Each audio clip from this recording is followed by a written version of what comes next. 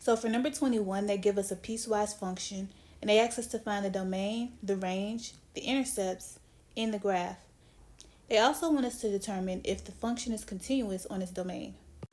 So we're going to start with part C.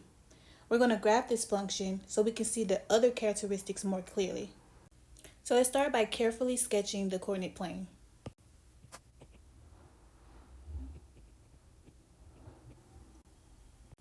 Now let's start with the first part of this function. The first piece tells us that when f is -2, the graph is located at 3 times -2, which is -6. So we'll find this point, but we'll plot it with an open circle, since -2 doesn't belong to the domain of the first piece. It also tells us that when x is 1, the graph is located at 3 times 1, which is 3. So we're going to plot this one with a closed circle, since 1 does belong to the domain of the first piece. We can also plot a third dot at x is equal to 0, which is right at the origin. And it's going to be a solid circle since 0 does belong to the domain of the first piece. Now we'll just connect our dots and then move on to sketching the second piece.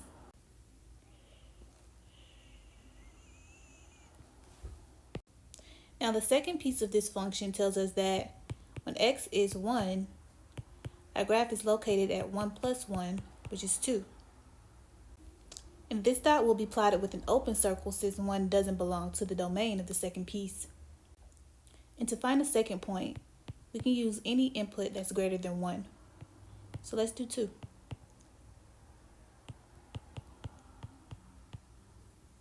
So we have a coordinate of 2, 3.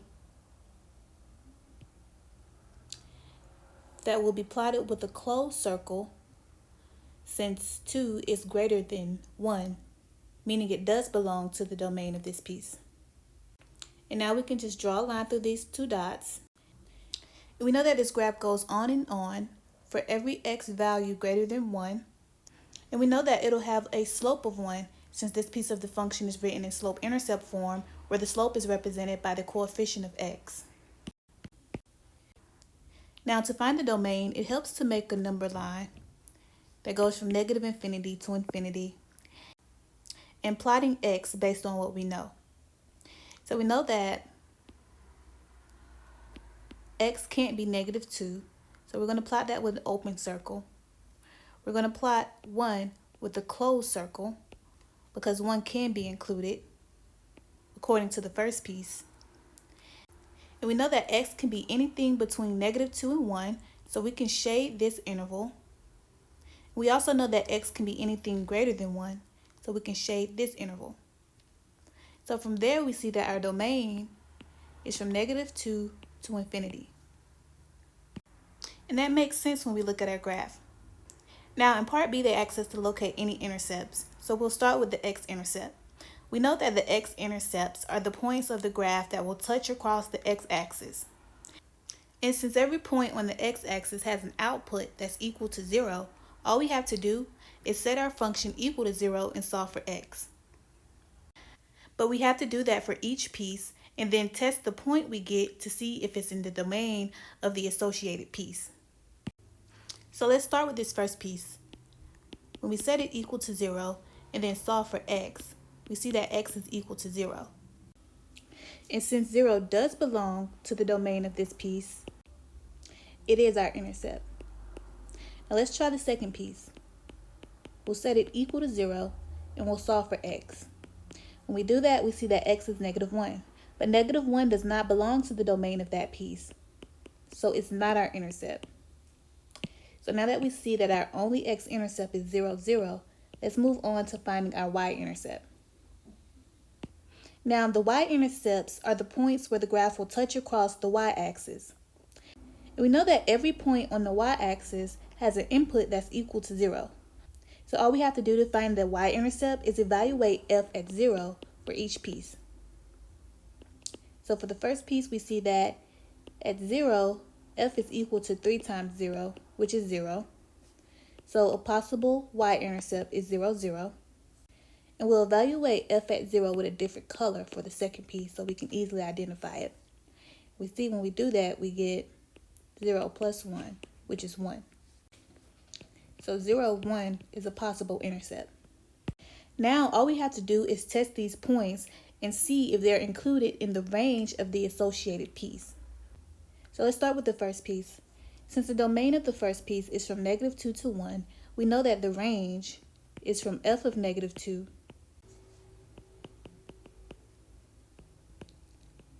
to f of 1.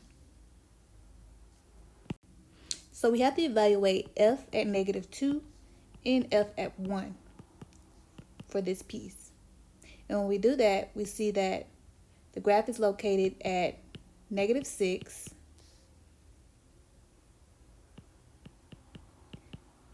and 3. So our range can be written like this.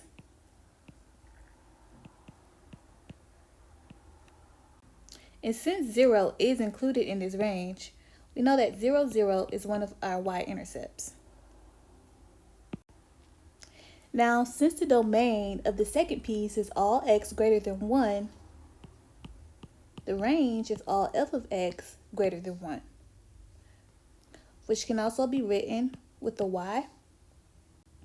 And since 1 isn't included, since there isn't an equal sign there, we know that 0, 1 is not a Y-intercept. And this makes sense because if we inspect our graph, we can see that it only has one intercept, and that's at the origin. And that intercept belongs to both the x and y axes because it's the intersection of the two. Now, in part D, they want us to identify the range based on the graph. So we know that the range is the set of all possible output values. So if we identify the lowest output value and the highest output value, we can use those values as the boundaries of our range. And so we can see that our lowest output is located at -6. And -6 is not included, so we'll have to denote it with an open parenthesis. And this arrow here indicates that the range goes all the way to infinity. Now to answer E, I'm going to give you an informal definition of continuity. So we can say that a function is continuous when its graph is a single unbroken curve that can be drawn without lifting the pen from the paper. So let's give it a try. Let's try to draw this graph, the whole thing, and see if we can do it without lifting our pen from the paper. So we'll start at the point -2, 6, and we'll go up